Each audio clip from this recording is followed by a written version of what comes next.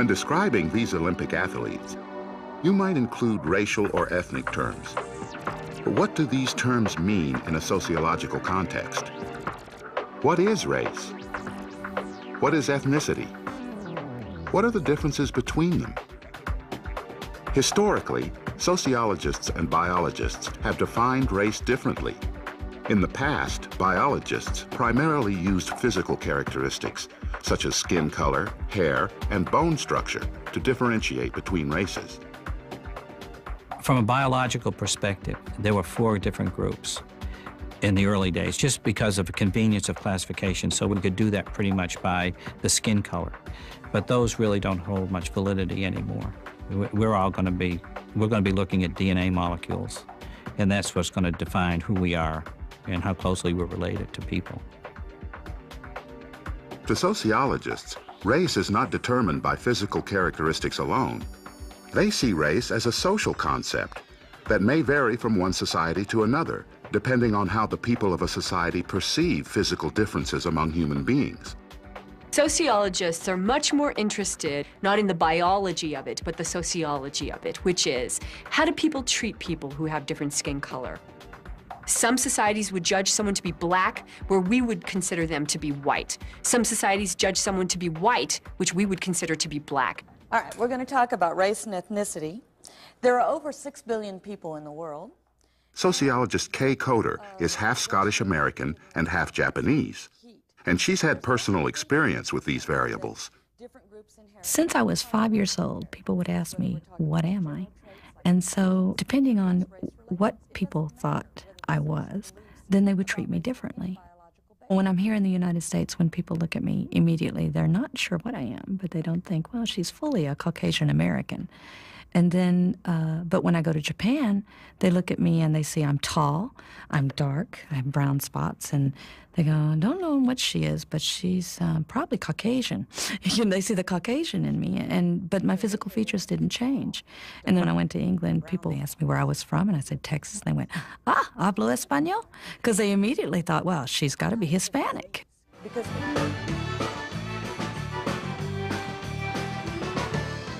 Although race is a social concept, ethnicity is different.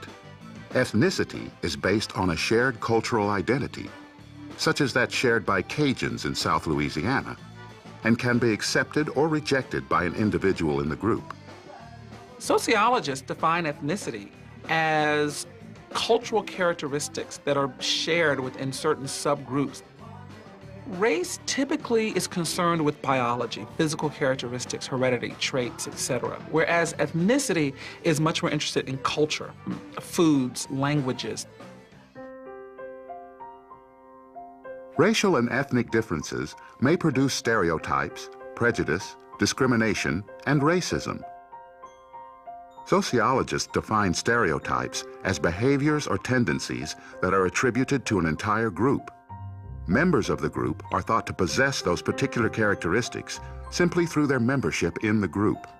A stereotype is an exaggerated image of a group that still remains after contrary evidence has been given. So stereotypes might be if we were to say that all women do X, whatever X might be, or all men tend to have this personality trait, or all African Americans have that personality trait. The use of stereotypes may lead to prejudice, which is an attitude that prejudges a person, either positively or negatively, on the basis of those stereotypes.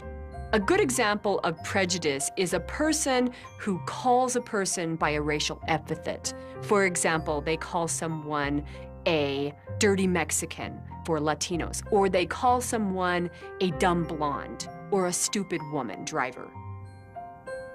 When a person is prejudiced, it may not come out in action, but when they do use action, they are discriminating.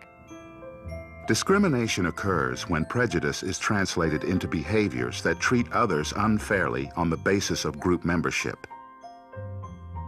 Racism is an ideology based on the belief that an observable, supposedly inherited trait is a mark of inferiority that justifies discrimination against people with that trait.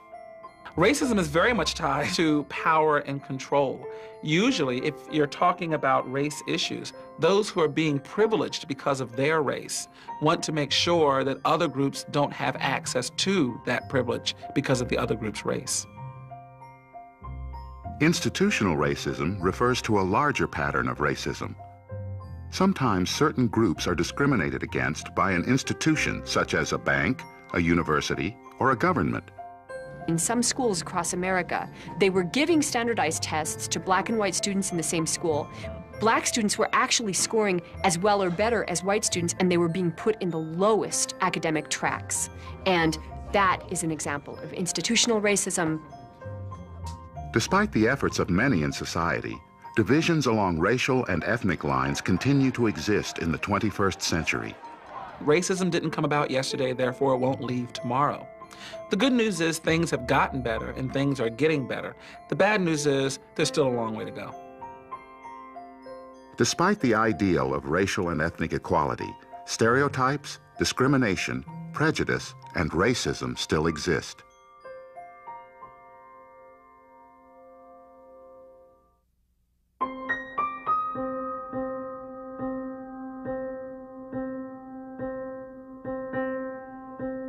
How can we begin to understand the concepts of race and ethnicity?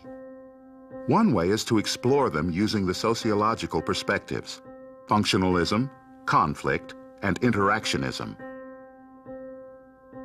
From the functionalist perspective, racial and ethnic differences exist because they serve important functions for a particular society. In Nazi Germany, for example, Hitler fostered anti-Semitism for a reason. Prejudice served an important function in his regime by creating a scapegoat for the frustrations many Germans felt after World War I. The functionalist view of society is that you need some kind of bonding experience for the group. And in Hitler's Germany, the use of scapegoats, the use in particular of gypsies, Jews, a number of persons who could be seen as the enemy of the pure Aryan race, became the rallying cry for getting the German people to see themselves as having some kind of unitary or community experience. The conflict perspective examines race and ethnicity in terms of economic and political power. Conflict theorists believe that racism is about ongoing exploitation of people of color that goes back all the way to slavery and the inception of the country. According to this perspective, those with power use race and ethnicity to create intergroup conflict that will work to their advantage. This was especially true in labor disputes during the Industrial Revolution. When workers got together to try to form unions, the industrial giants, the owners of the factories, would sometimes fire them and bring on other people to take those jobs, producing resentment and conflict. In Hawaii, a succession began with, let's say, one ethnic group working the factories for Dole, pineapple, and then when they went on strike, let's say the Japanese were brought in to replace the Chinese, and then the Filipinos to replace the Japanese, and so forth and so on. So you get a succession of ethnic conflict and the replacement as a function of a managerial strategy to keep the workers from forming a unitary force. Functionalism and the conflict perspective often examined group relations within the larger structures of society. Interactionism, however, focuses its attention on group interaction on a much smaller scale. One aspect of race and ethnicity that interactionism examines is labeling.